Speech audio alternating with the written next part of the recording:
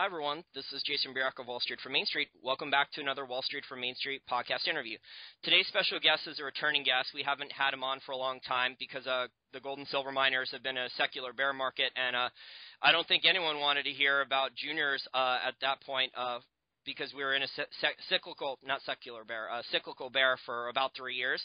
But I think we've close to a bottom, and today we have Don Duret of Gold Silver Data, and he's written a couple books on gold and silver investing, and we have him back on to talk about that. So thanks for joining us again, Don. Jason, thanks for having me back. It's feels good to have a conversation with you again. Yeah, I always enjoy my conversations with you, Don, but like I said, I think like over the last 18 months, I think very little people wanted to hear anything about juniors other than I lost all my money, blaming other people, things like this. Like I just read, the posts on Seeking Alpha for junior stocks, and there was a lot of vitriolic posts like, oh, you named this good stock and it looked like you had fundamentals and the stock just got sold off anyway. Mm-hmm. Or it's all your fault that I lost this money, saying people didn't do due diligence and things like that. But Don, I've known you for a few years, and I knew you before the cyclical bear market in mining, gold and silver mining stocks happened, and you had done great research and you had done very well for yourself, without going into how much money you made in juniors, but you've done very well for yourself over the long term. Yeah, I've been doing this since 2004, so I analyze these stocks as much as anybody. I basically have 525 companies in my database on my website, and I analyze one company every day. And since I'm doing analyze 1 to 2 companies every day, and it's a comprehensive database. And we're not talking about a few data points. It's pretty much everything for the company. Takes me 1 to 2 hours to analyze a stock, and so I stay on top of it. I feel like that I'm a teacher to my customers, my members on my website, through my book and through my newsletter. So I'm trying to teach people on how to do this. So I'm an investor. The person who develops the website with me is also a gold investor, gold and silver mining investor. So the two of us design the site. The two of us update the site. So it's basically created, written by investors for investors. That's an important point. So it's something you would essentially use for yourself then too. So, and you're putting your money where your mouth is, right? So that's correct. I am constantly buying more shares, buying stocks. This is what I do. So I'm basically doing it for myself, and I'm helping other people do it as well. I feel like it's one of the better opportunities out there for investing. And we'll talk about why. We'll talk about the problems that are happening right now. Okay, well, before we start talking about, we want this podcast to be very educational. So Don has agreed for our listeners to go over individual case studies of some of the juniors and why they failed. But before we do that, let's go up. Let's take our airplane or helicopter and let's go up, 30,000 feet, and let's look at the big picture for gold and silver. So for supply and demand purposes here in the fundamentals. What's your opinion, Don, of the supply and demand for gold and silver, and how has it changed maybe in the last, 18 months? I think this is where you have to be very excited if you're a gold and silver mining investor. There just, in my opinion, of course, is that there just isn't enough gold to go around. If you look at the amount of gold that's mined every year, we're only talking about 2,500 tons. And if we look at demand right now, demand is higher than 2,500 tons. Just India and China alone is higher than 2,500 tons. So we're basically going into the inventory. We're going into the vaults to find extra. For instance, right now in Switzerland, they have 4 major refiners in Switzerland, and they're all running. I don't know if they're all running 24/7, but the 4 major ones, from what I understand, they're running like 3 shifts. And what they're doing is they're taking gold from the West, they're melting it down into 1 kilo bars, and they're flying it to China and India and Hong Kong. And the gold is moving from the West to the East, and it's increasing. It's increased as the price of gold has dropped over the last 30 months. You've seen an increase in physical demand, and it's just, for me, it's just kind of the tip of the iceberg, because the West has really not gotten interested, the kind of interest that we're seeing in the East, in gold. And if they do, and I think they will eventually because of the global macro situation, if they do become involved, I think that there's a very strong likelihood that supply does not keep up with demand, and so you're going to have higher gold prices. So. Yeah, I don't know if you're familiar with his work, Don, but Kuz Jansen of In Gold We Trust, we had him on about a month ago or so, and he put out an article in the last couple months talking about China's physical demand is over 2,000 tons in 2013, and already in 2014, China has already imported onto the Shanghai Gold Exchange over 400 tons of physical gold. So that's an enormous amount of physical gold. India's demand for physical gold, despite, all these stupid import duties and all these other tariffs and stuff that the Indian government tried to put on, India's gold amount was still over 900 tons, and that's not even counting their black market. Right. Eric Sprott talks a lot like this, talks about this quite a bit, because it's such an important point, is that these two countries are literally using or have demand higher than production. So what's the result of that? The result of that is that the bullion banks have to have their vaults steadily emptied.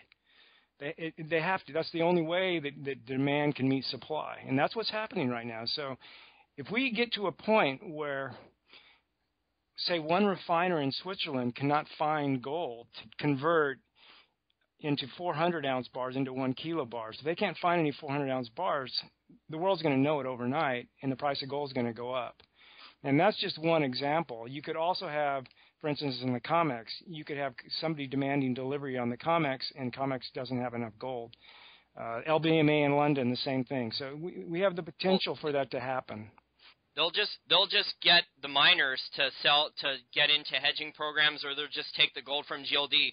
But the funny thing, Don, is that they were draining so much gold from GLD over the last 18 months, although GLD recently has started to buy some more gold, supposedly. Right. But they were draining so much gold that more than 30% of the gold from GLD was gone in a very short amount of time. Right. And if the pace that the withdrawals were occurring right, GLD was going to be completely out of any physical metal in less than 2 years. Right, and this is speculation on my part, and a lot of people have speculated with me on this, is that a lot of that GLD money, GLD gold, that's the gold that's going to Switzerland to get converted into 1 kilo bars. I mean, it's a lot of gold going through Switzerland onto China and India. So where's it coming from? And if you look at the quantity that's left GLD, it seems to make sense that that's where it's going. So it's I personally think the market bottomed when gold hit around 1180 and silver was around 18-ish, because we're in a situation for really both metals where the demand for physical was growing and there were supply issues with the miners, right? Right. Yeah, because, I mean, the miners, a lot of them had taken on, and we can use for a first case study before we go into juniors, I think it's important to look at some of the larger guys, because, these guys were just so poorly mismanaged, like Barrick and Kinross and stuff like that, right. that, they saw the higher gold price and they hadn't focused on quality of ounces, on good grades and things like this. They had just focused on elephant-sized deposits, as many ounces as possible, even if it was 5 billion or 10 billion or 20 billion, in Pascualama's case, enormous capex, and they didn't really care about, the quality of the ounces in the ground and their margin. Yeah, you're exactly right. I analyze all the stocks, juniors all the way to the majors, so I'm aware of their cost and what they've done and the situation they got themselves into. And basically, once we made a run from up to $1,400, $1,500, $1,600, $1,700 gold, a lot of the management teams, they did the same thing that the people did in the housing market, where they just thought the prices of houses would never drop. And so, people kept buying, more and more expensive houses, and then we had that big problem, in 2007-8, where housing crashed. We basically have had a bit of a crash in gold from 1,900 all the way down to 1,180. That's 38%. It's pretty significant. So you've had Barrick and Kinross, some of these companies have gotten into problems where their cost got high. So their all-in cost was definitely higher than 1,180.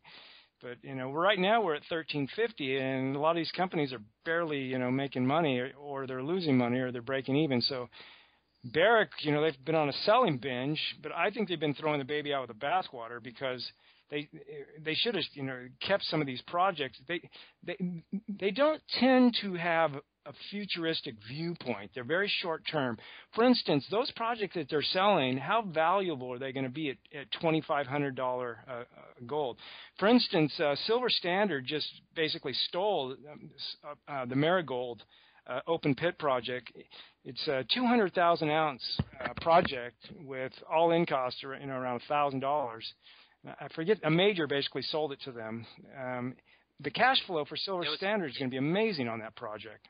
It was in Nevada, right? And it was half Barrick and half Goldcorp who owned that project. Yeah, right? So Barrick and Goldcorp dumping a project that's basically profitable at $1,300 gold. So what's it going to be at $2,500?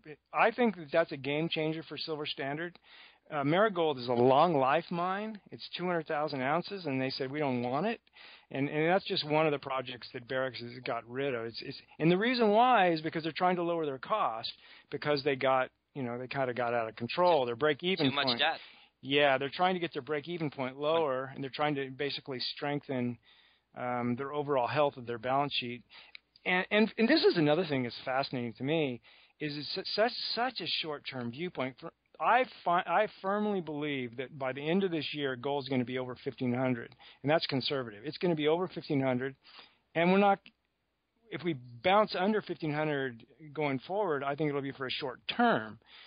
And so they seem to be focusing on preparing for a low gold price environment, and I don't see that happening. Yeah, I mean, Barrick hasn't been a smartly adapting company for a very, very long time. They've been way too big, in my opinion. I think the company should be. They already broke off into Barrick Africa. They spun off a lot of their Barrick Africa parts, but I think the company in general is still way too big. It's bloated. Mining companies just once you get to a certain size, they just can't really add ounces, without taking on too much debt. Yeah, I don't want to badmouth Barrick too much because there's. Again, I'm a big bull on the price of gold. We don't have time to really go into all the fundamentals of gold, but I'm a big bull on where gold prices are heading, and so I think that Barrick and Newmont, for instance, I think that those companies are going to be paying significant dividends in the future because they just have such high productions. So let's say that their all-in cost, for gold is somewhere around $1,300. If that happens and gold goes to $2,500, that means they have $1,200 in profit per ounce. And we're talking about, in theory, yes, we're talking about a lot of gold production out of those two companies. So the amount of dividends that those companies can, pay, these could be really good income stocks, if you will. I think so. This is assuming that's in theory, though, Don. This is assuming Barrick is better run going forward because when gold was at $1,900, Barrick didn't even have $500 an ounce of free cash flow because they were throwing money down the drain for Pascua-Lama. Their costs, their capex went from $1 billion to $3 billion to $5 billion to like $7 billion. Definitely. I don't have Barrick as one of my better picks for income producers. Yeah, I agree.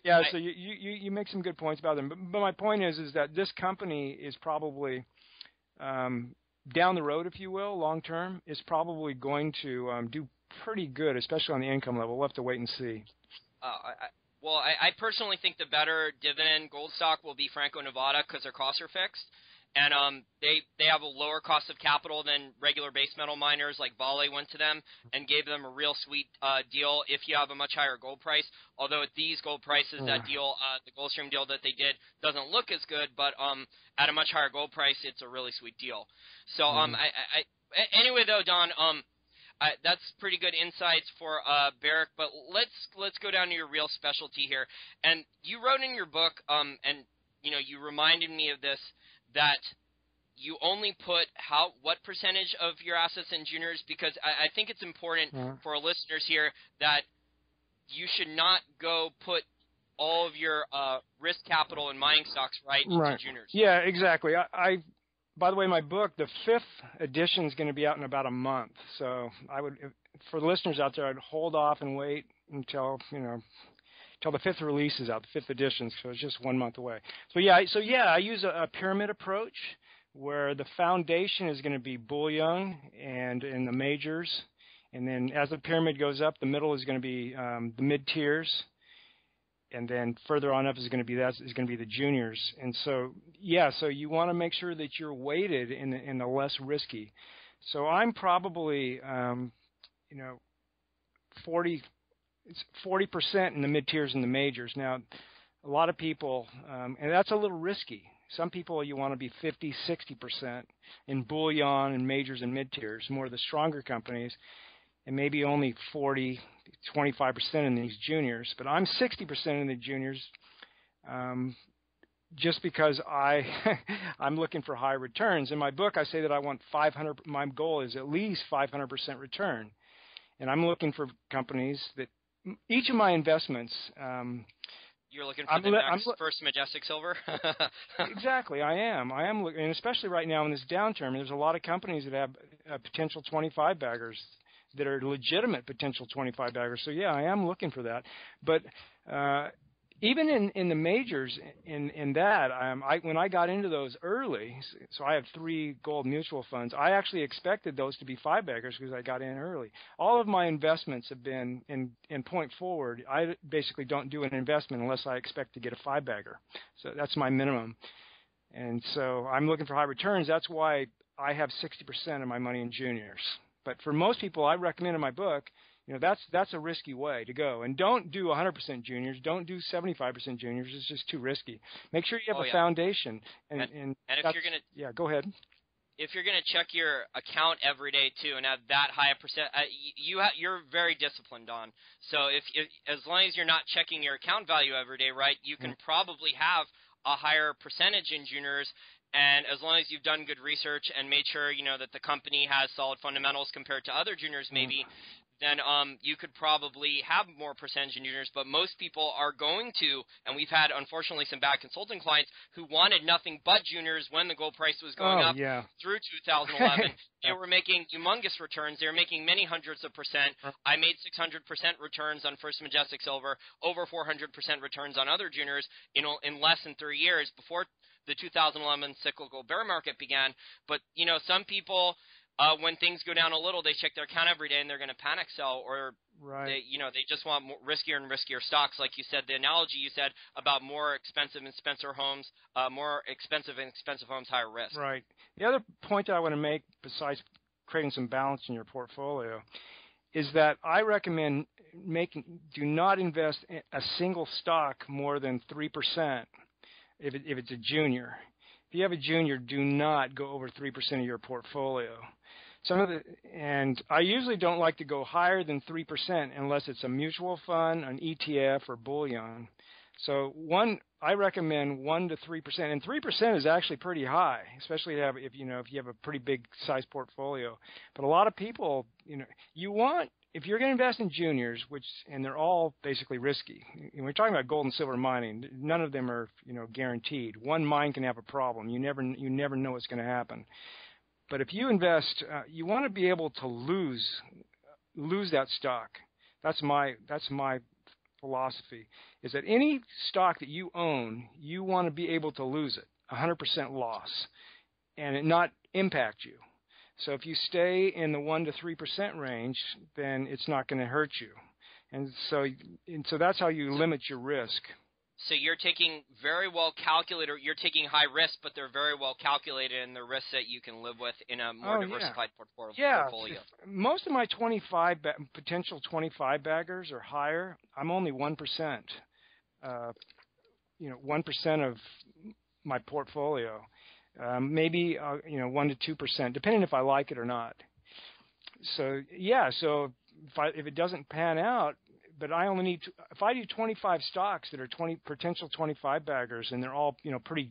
And again, I invest in strong companies that have the goods. And I talk about in my book. I don't invest in companies that don't have the goods. And I look at all the various factors. But if I find 25 that are I only need one of those stocks to be a 25 bagger to basically break even. So you're like a venture capitalist then, or an angel investor then, right?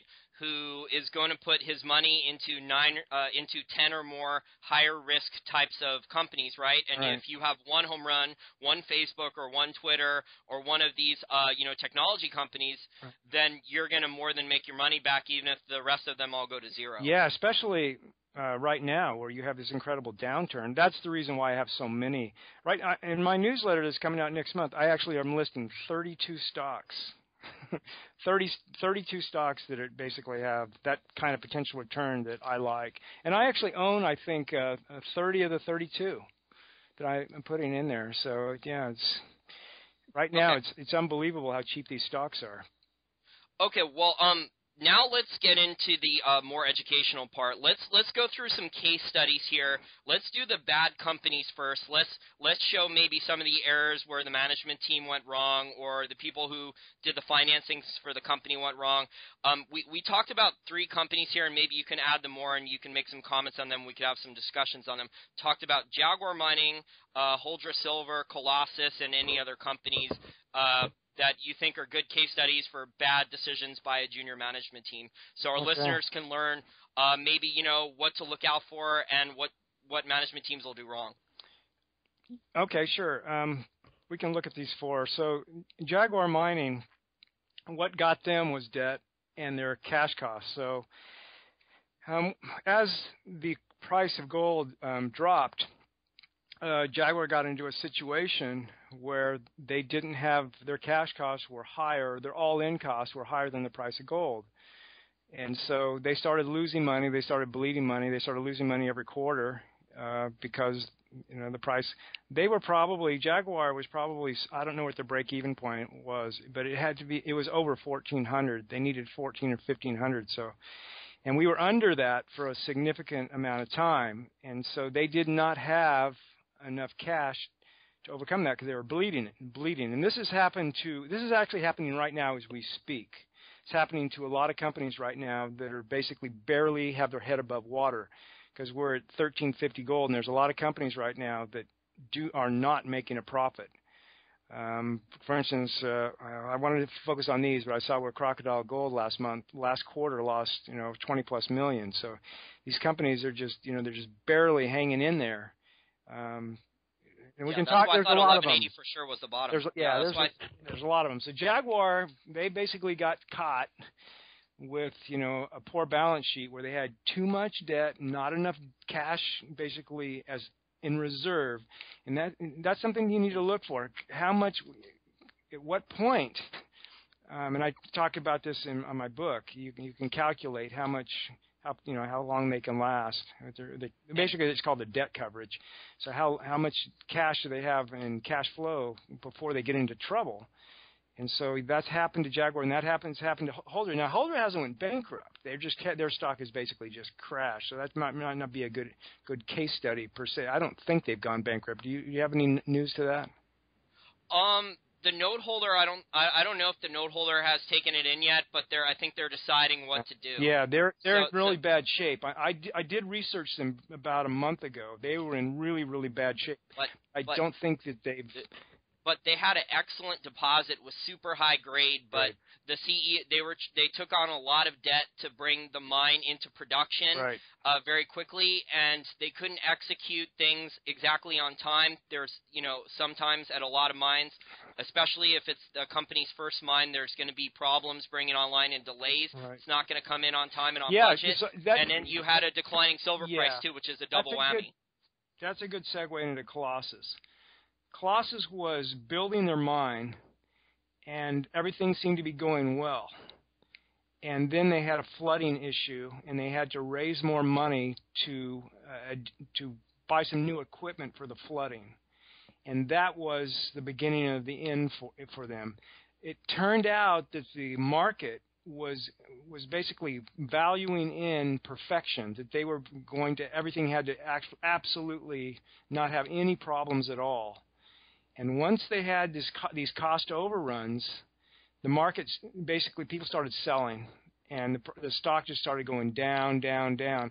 And once it started going down, they could not raise financing after that. So now, and the price eventually it got down to below $1. I forget what the price started at, but it was around $10 at one point. It went up to 10, and then within a 2 or 3 year time span, it went to like under $1, and now it's bankrupt, and Sandstorm Gold and the creditors own all the assets, so they're gonna.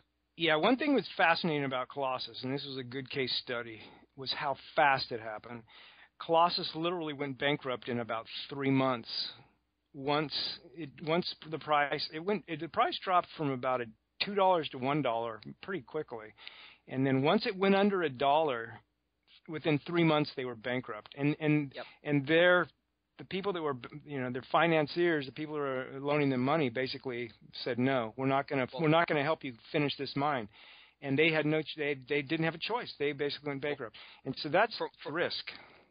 From what I heard of the situation with Colossus, is that the management team first of all kept buying insider shares, a humongous amount of them throughout all this, but they had a good background too, so it was a good project. They didn't go through the conventional thing, of fully drilling out the resource, but the management team had a very good history of operating mines through Yamana Gold and Agnico Eagle, so they knew what they were doing and they were buying shares. But what had happened, I think, is the management team, even though the gold price was going down, they were too confident that they could still execute despite the flooding, and they could have raised the money, 6 months or a year ago, and they didn't do it. Right. Because they kept thinking that, next month we're gonna get through this flooding thing and we're gonna execute, and they didn't get the money when they could have gotten it, even at not so good of terms, but it would have bought them time. And For Jaguar, one of the things about Jaguar, too, is Jaguar had a couple different mines on, but their prior CEO, prior to the one who took over, who I think is actually doing, all things considered, the disaster he inherited, is doing a pretty decent job operationally. But the old CEO of Jaguar, he was really aggressive with the growth plan because, he just expected the gold price to keep rising. So he just kept wanting to add more and more growth plans online with more and more debt. And then they didn't structure the debt right? They had a humongous debt payment due, and that's what did them in. They had too much short-term debt at a high interest rate that was due too soon. Right. They didn't have any flexibility to make a mistake. And that flooding, when they had to go and raise money for the flooding, they couldn't. It was that was the end of it. I want to make a couple of points about Colossus. I think the management made two mistakes that they could have. One of them was they never did enough drilling to get a 43-101. They actually did it after they declared bankruptcy. It was too late. But this was the reason I never invested in the company. For me, that was a red flag. So I like to value companies. I like to know what the future cash flow is going to be, and I estimate that. If I can't estimate future cash flow, then I'm very ambivalent about investing in. So I never invested in Colossus, but I did look at it. I was interested in it. That was the first one. If they would have done that, they could have given the market more information. And the market needs more information. So when they go to borrow money, there's that unknown about how much gold they have in the ground and how much platinum they have, et cetera. So it was an unknown. So if you're if somebody's once they have a problem, once the flooding thing appeared, if you will, the bankers are basically going, I'm not sure how much gold you actually have in the ground anyway. So that, to me, that was a mistake. The other mistake, and I see this happen all the time, is they basically have too big of a capex. Why not start a little bit smaller and reduce your debt and grow? There's nothing wrong with growing over time. And so they basically, they used too big of a capex and it bit them. Same thing happened to Jaguar. I'm also surprised they didn't try maybe 8 months ago or a year and a half ago or something like that to actually JV part of the property maybe to another producer to get more equity and cash into their treasury. Right. So admit that because I've seen this done successfully with juniors where they do try to start on their own and then they admit they can't do it, so they sell half the property, right? To a proven operator who brings in the cash and fixes the junior's balance sheet, and it's better to own 50% of nothing than 100% of something that's, goes bankrupt. Right. Yeah, so let's talk a little bit about the current environment.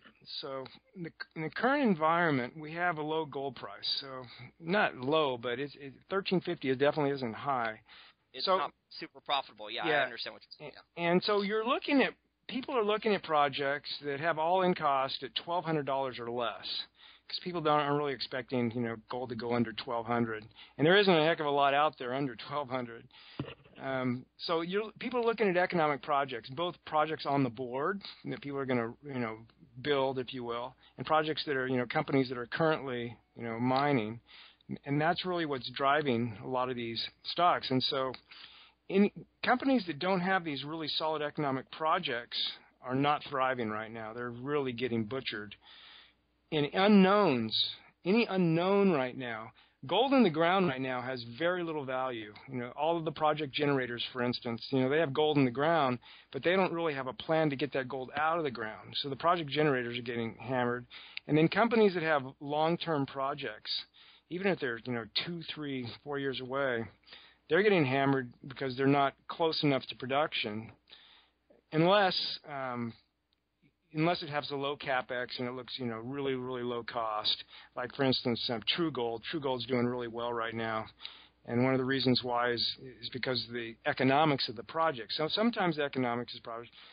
Management teams are actually getting more scrutinized. So the lower the price, so you might want to invest more in people. So people are investing more in people, in management teams right now. That's becoming more important. It's always important, but as the price of gold goes down, if you invest in a stock that has kind of an unknown management team, the projects are really getting hammered. For instance, I can name 2 right now that have people are questioning their management team, so nobody wants to buy the stock. One is Barkerville. I've just heard a lot of analysts say negative things about their management team and their CEO, and I'm hoping they're unfounded because I own the stock. But Barkerville's got incredible, in Canada, an incredible amount of gold, potential gold. We don't know. Their 43-101 is going to come out this year. But they have 3 deposits that all have the potential to have more than 5 million ounces. Now, maybe I'm wrong, maybe it won't happen, but they have that kind of potential, but that stock's getting, hammered because people are questioning management. Another one is Grand Columbia. Grand Columbia is trading at, I have their future reserves at $4 an ounce, and that's not silver, that's gold. Whoa. Yeah, it's unbelievable. They have 10 million ounces of gold and market cap under 25 million. I mean, it's just crazy. But and the reason why they have a minimal debt problem. I suppose you could say they have a significant debt problem, but they're not losing money right now. But if gold prices go down under 1,200, they would probably lose money. But at 1,350, they're making money. They can basically pay their debt, their current debt. I think they have 135 million in debt. It's a lot, but they're producing 200,000 ounces. But their goal is to produce 800,000. But what's really hurting them is a lot of people don't like their management team. They question the management team. So management's important. Location, of course, is always important. Financing. So high capex projects are getting killed. If you have a capex project that's 400 million or higher, a lot of those stocks are just getting absolutely butchered right now because people think they're not going to get financed. So you have to be careful on high capex. So it's better to find somebody that's going to start small, with capex say under 200 million. They might be able to get financed. I've seen some 200 million even having trouble. Balance sheets are crucial right now. If companies if they have a lot of debt and they don't have a lot of cash, those stocks are getting absolutely killed. Share structures are hurting people. So right now, it's a very risky time for stocks. It's a very difficult time because everything is getting overanalyzed and over-scrutinized. But I'm a buyer. I'm buying all these stocks on sale because I really feel that gold's going to go higher. Yeah, this is normally what happens at the bottom. The wheat gets separated from the chaff. People do more due diligence to try to separate the good from the bad. I mean, we had just many years of excess in this gold and silver market. Like we talked about the larger miners earlier and how they bought like really uneconomic projects that were a lot of ounces, but they weren't economic because they weren't good grades or they were humongous infrastructure and CapEx things. But you have these juniors in the past who were the CEOs would go to five-star hotels, they would fly first class or private jet everywhere, net jets, and they would have humongously high selling, general, and administrative expense budgets compared to actually exploration budgets, putting the money into the ground and drilling. So that's definitely a red flag too, right? Where you would see the management teams either assigning themselves huge salaries like that and not putting the money back into the ground. Yeah, it's a problem in this industry. They actually have a printing press, and that printing press is the ability to basically print shares. And I've seen a lot of management teams do it. So when I analyze a company, every year, and so every year I see how much they diluted, and so I can see these companies and a lot of these companies, they definitely are not shareholder friendly. They're just trying to stay in business, and so they're just always raising money, and they just want keep cash in the bank to basically protect themselves, but it creates a lot of dilution.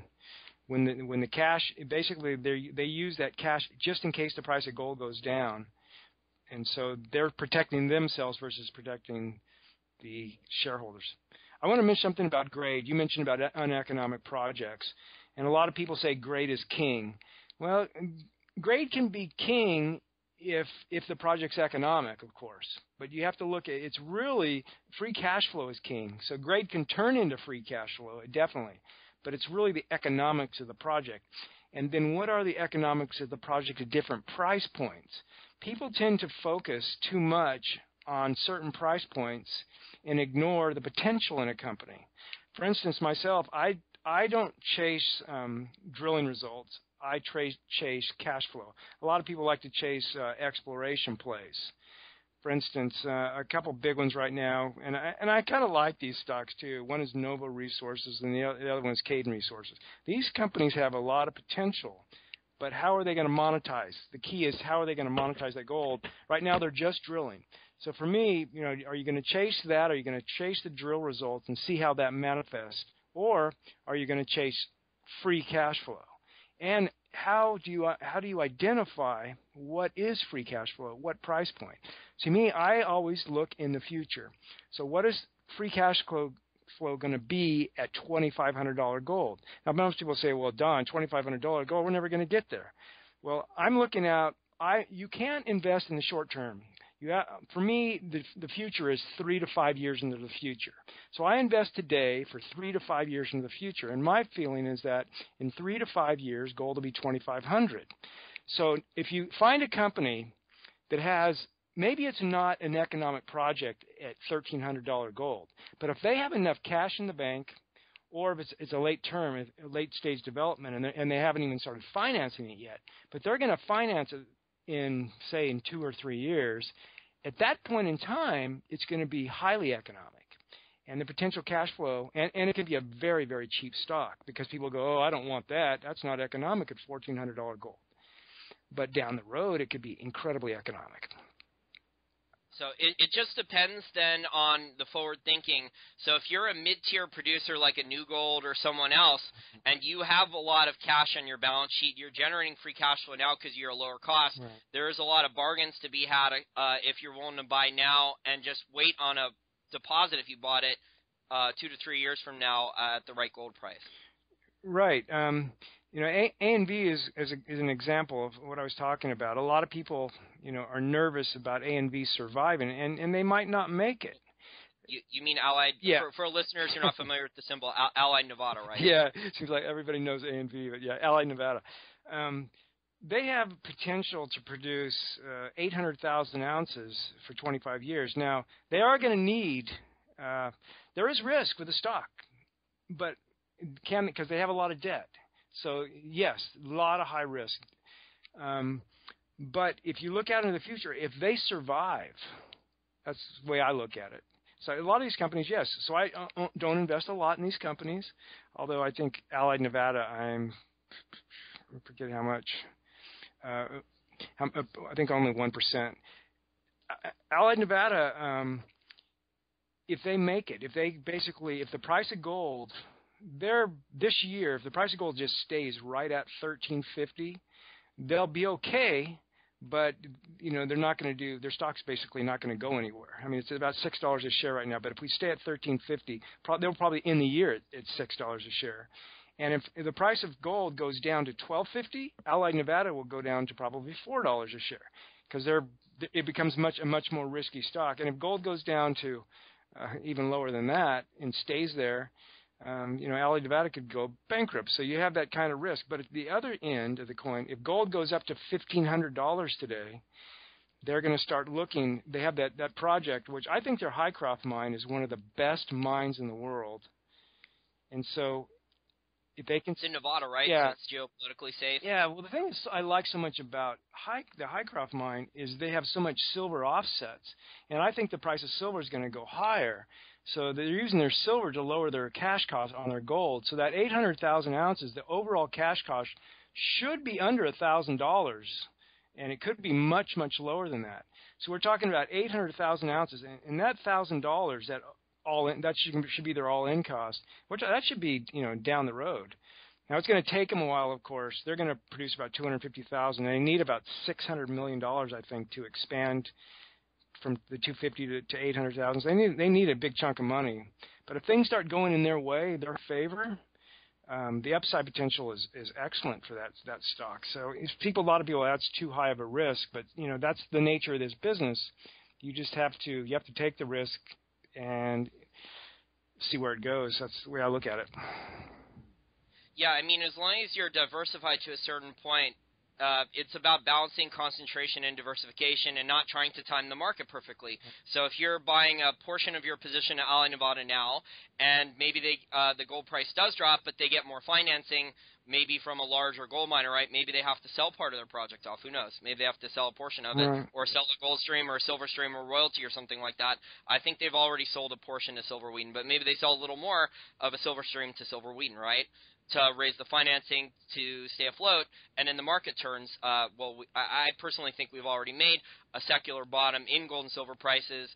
We may go a little sideways for a while, but the miners are going to tread water, and then eventually the metals prices are going to start going a lot higher because supply and demand are just going to take over. But plus, also the thing is, these miners like Barrick and these guys are pulling out enormous amounts of gold and silver, and the ounces have to be replaced at some point. Right. So that's the one thing most people forget about the resource industry is the reserves have to be replaced at some point. So we just can't. Right. It's not like other industries. There are some companies that are actually very solid at these prices, and the prices would have to drop. So there are some low risk. A&V is a bit of a high risk, but there are some strong companies out there that you can look at that have really good balance sheets. And fundamentals going forward, like for instance, I can name four. One is Silver Standard. So Silver Standard has 1 billion ounces of silver in the ground, M&I, measured and indicated, 8 million ounces of gold after their Marigold acquisition. So they're going to be producing. They're currently just have one mine in production at 8 million ounces, and the cash costs are high. I mean, their all-in costs are around $20. So they're not doing great right now, but Marigold's going to come online. Well, they just bought Marigold, so the cash flow of Marigold is going to be really good. At 200,000 ounce producer, so they don't have any. It seems to me it's a very strong company, but their growth is excellent. So they're going to go from 8 million ounces of silver, and their next two mines are going to be over 20 million ounces. So a 20 million ounce producer, it's looking pretty solid. Yeah. The thing about Silver Standard, they've done a better job operating their mine in Argentina and Pirquitas, but that's some geopolitical risk down in Argentina, so you never know if the taxes are going to go up. Argentina also has a humongous inflation problem. But they've actually lowered the production cost for Pirquitas. They were almost around $30 an ounce about 12 months ago, all in, and now it's down to like 18 to 20, I think, last time I checked. Yeah. It's in that range. So they've done a pretty good job, finally fixing things. It took them a long time to get the cost down. But the one thing is with Piteria, it's a very high capex project, and I know they've already ordered a lot of the equipment, but it's looking to me like they're probably going to have to sell a stream to Silver Wheaton at some point, probably to raise the capital, because I know they have a decent amount of cash in their balance sheet and they have some debt. Silver Standard does, but I think they're probably to keep the balance sheet like from too much debt, they're probably going to have to sell a stream. Hopefully not. One thing I like about Silver Standard is that there just are not that many large silver producers.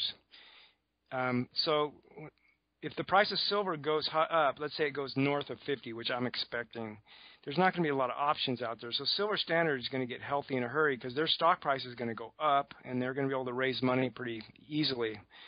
That's going to help them. So I like that. The other silver story that I think is probably pretty solid is Pan American. So Pan American's a 25 million ounce producer, and they have a very strong balance sheet. So they don't have extremely low cash costs, but they're profitable. But the thing, they're very leveraged to higher silver prices, and so they're trading, I think, around $14 a share right now. So, I mean, Silver Standard I see as a 10-bagger. Pan American I see as a 5-bagger. But what I look for, if you're looking for some somewhat, I don't know, moderate risk stocks, but will they? When I look at a silver producer, I say to myself, will it outproduce SIL? SIL is an ETF it has all of the silver producers in it, and some of the silver explorers as well. But SIL is the only ETF that's basically silver miner based. So I say, can it outperform it? I see SIL is basically at least a 3-bagger, but I see it as a 3 to 5-bagger going forward. So it's hard for some of these other silver producers to outperform SIL. Same with the mid tiers. The mid-tiers, there's not a lot of mid-tiers I see that are really going to outperform JDXJ, which is a mid-tier ETF, that much. Two that I like that should significantly outperform GDXJ. One is Silver Lake Resources, which is currently producing 200,000 ounces. It's in Australia. And they're going to increase, their goal is, or they're projecting they're going to increase production to 400,000 ounces. And they only have cash costs right around $800. So I'm looking at them as a possible 10-bagger. And the other one I like is Luna Gold. Luna Gold's in Brazil, and they're producing 90,000 ounces. And their projections are to increase that to 400,000. And they have 500,000 acres down in Brazil to do exploration, and their cash costs are about $750. So both, I see Silver Lake and Luna Gold, their mid-tier producers are becoming 10-baggers. So there's not a lot of 10-baggers that are mid-tiers out there right now, and those are two that I like. Yeah, and Sandstorm Gold has good exposure to Luna Gold, so that's good for Sandstorm Gold shareholders too. It's one of the top streams in Sandstorm Gold's portfolio. Any more any more characteristics, Don, that you look for in some of your better company recommendations there for management teams that are doing a good job right now? Well, for management teams, a lot of it is their reputation, what they've done in the past. And I do like management teams. For instance, Pretium. I really like Pretium right now because of Bob Quartermain. I mean, Bob Quartermain, he built Silver Standard from nothing, and he's one of the best in the business. And he has a very good project. Well, he has 60 million ounces of gold, 250 million ounces of silver. That's how much Pretium has. But they're focusing on a 10 million ounce project, the Valley of Kings. So that's one. So name and what they've done. Another one in Brazil Resources, Amir Adnani. He's a real good CEO, so I like that. Jim Sinclair, I think that he knows what he's doing. So Tanzanian Royalties, Jim Sinclair. So those management teams. And Novo is written. I think that Quentin Henney he's one of the best geologists in the world. So some of these people, the management team, their reputation, what they've done before, is a big green light. Gold Quest Mining, a lot of people have said good things about them. I think Caden Resources has a very good management team. So a lot of these teams, if you know that they have a good management team, it's not a bad idea to jump on board, especially if it's cheap. McEwen, I think Rob McEwen is, he might be the best in the business. And McEwen Mining has a lot of resources. I think that one could easily be a 5-bagger. It's not right now. It's not looking, like on paper a 5-bagger because people like it. It has a high value, but people is not a bad way to go. Now, in wrapping up the interview, I have one more question. John Kaiser thinks that a lot of juniors are going to go bankrupt regardless of the metal prices because they're not, unless the metal prices rapidly spike in the next 6 months because of mismanagement of finances. When the prices were higher, people just didn't raise enough money. They didn't keep enough working capital. They didn't just keep enough cash on the balance sheet. Do you agree with him that a lot of juniors are still going to go bankrupt, even if gold does go to 1,500, say by the end of the year? It depends on the size of the company. For instance, I have 525 companies in my database, and there's about 1,500 juniors. So there's 1,000 of them out there that aren't in there. And the reason why they're not in my database is because they're tiny. And I'm talking really tiny too, because I'll go down to $1 million.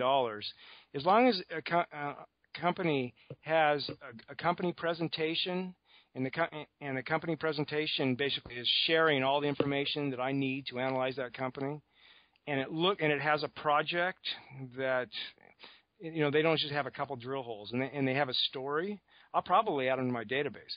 So there's at least 500, maybe even 800 companies that are just tiny. So I think that's what he's talking about. Those companies are just not going to get financing. They're already bankrupt.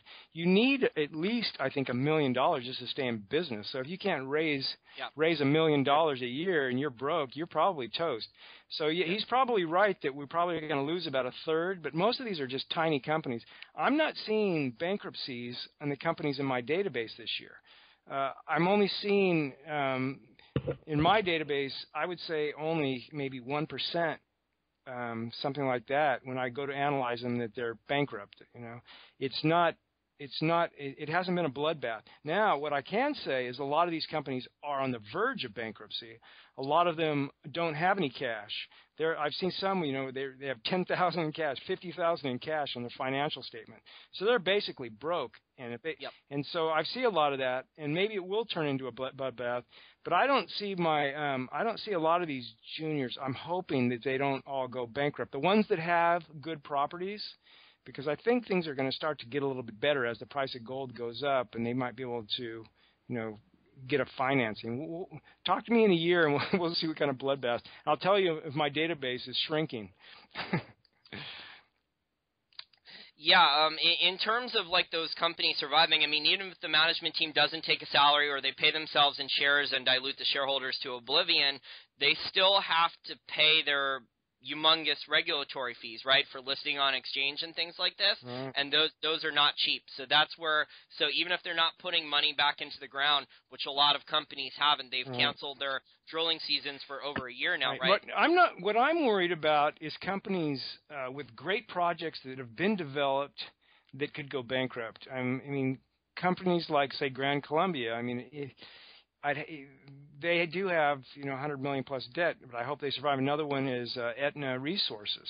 Aetna Resources has been completely hammered. They had to shut down one of their mines because it had high cost. Now they're fine for today. Another one, Allied Nevada. Another one is Golden Minerals.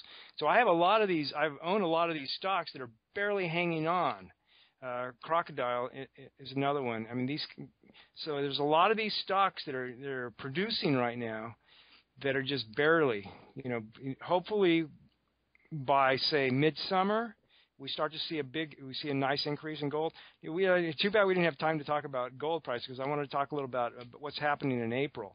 I actually think there's astrological alignment in April. It's called a cardinal grand cross. It's very unique. It's actually pretty powerful, and I'm actually expecting that to impact the markets. So I'm thinking I do not expect $1,300 gold to hold. This whole breakout that we've had this year, I did not expect it to break through 1450. Because for me, 1450 is the key number. Once we go through 1450, I think it's off to the races.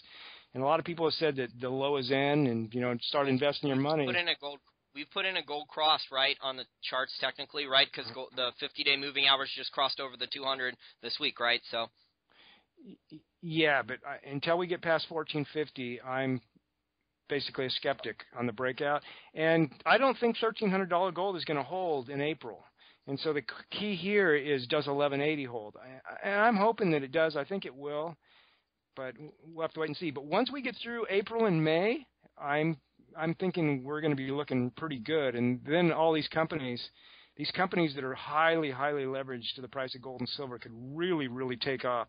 We're talking about you could throw darts and make 300% in this market right now if the price of gold starts rocketing it up, say, to $1,600-$1,700 by the end of the year.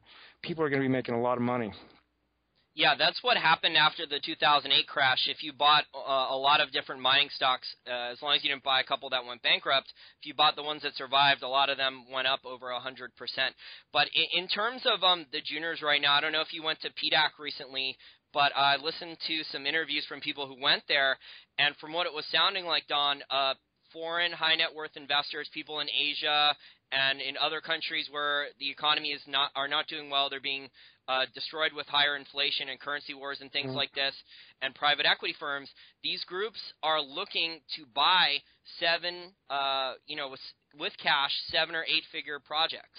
So they know that the gold or silver in the ground is extremely discounted if it's been drilled out, and they're willing to buy it now and hold it rather than necessarily buying physical metal because they see a lot more upside. Yeah, if I was a billionaire, I would be buying companies like Grand Columbia for incredibly cheap prices, Sand Spring Resources.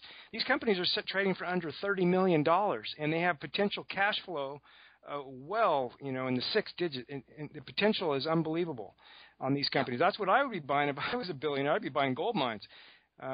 Absolutely true. One thing I want to say about those investors, the reason why those investors are starting to look at gold and gold mines is because growth is really slowing globally. China, the engine, has been the engine, for this decade, if you will, since 2000, China's been the engine of growth. It hasn't been in the U.S., hasn't been in Europe, it definitely hasn't been in Japan. So the engine has been China, and China, I think, is slowing. Yeah, I agree. Just this week, there's been some incidental information. For instance, people are starting to sell houses in Hong Kong at discounts. So we're starting to see some omens of things that could start to shift.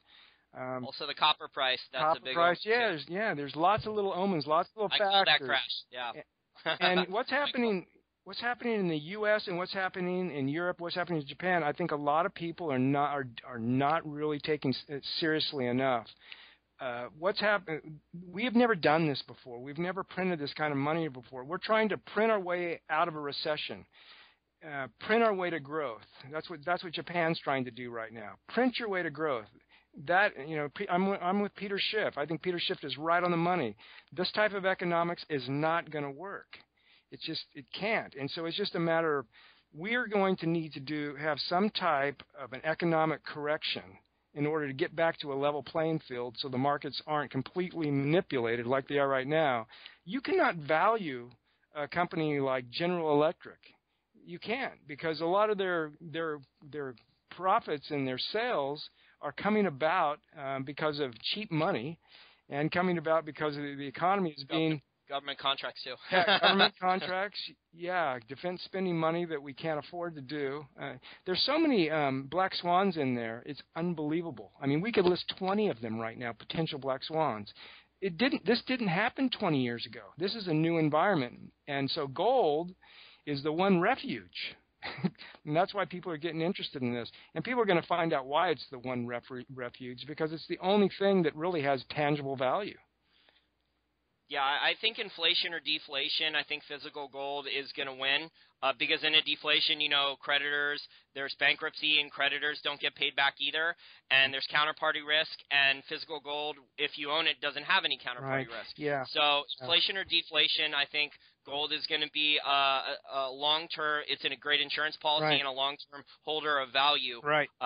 It'll save your purchasing power, inflation or deflation. Right. Most people don't understand that gold is a currency and inflation, deflation, instability hedge. Right. It's really the ultimate asset to own. It's like Jim Rogers says, I have gold, but I've never sold it. I don't plan to sell it.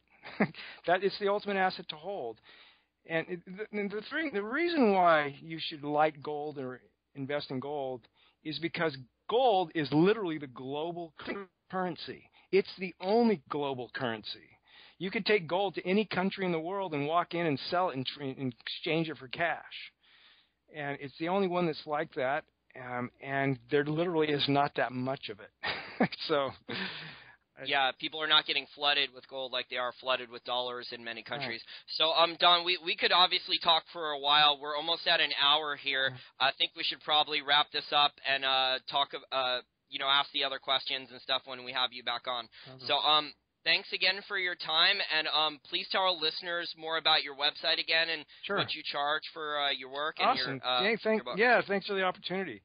I recently put on a 99-cent 1-month free trial, and for 99 cents, you get to look at all of my past newsletters, and you get everything on the website, 30 days for 99 cents. The reason why I did that is because anybody that uses my database for 99 cents and is a serious gold and silver investor, there's no way you can walk away. and also it's very cheap. It's only $99 a year to join, be a member. So come and check it out for 99 cents and read the testimonials. The people love my website. My members, I get emails from them, and I really don't have any competition because nobody else has a database that's this complete. Yeah, or they don't really share it in public then. It's normally like people keep a database like this, but they won't post everything then.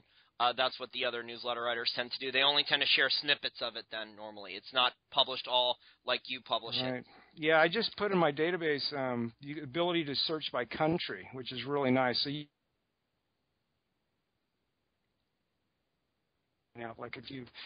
which is really nice to be able to do something like that. Well, thank you again for your time, Don, and we'll talk soon. Thanks, Jason. I enjoyed it.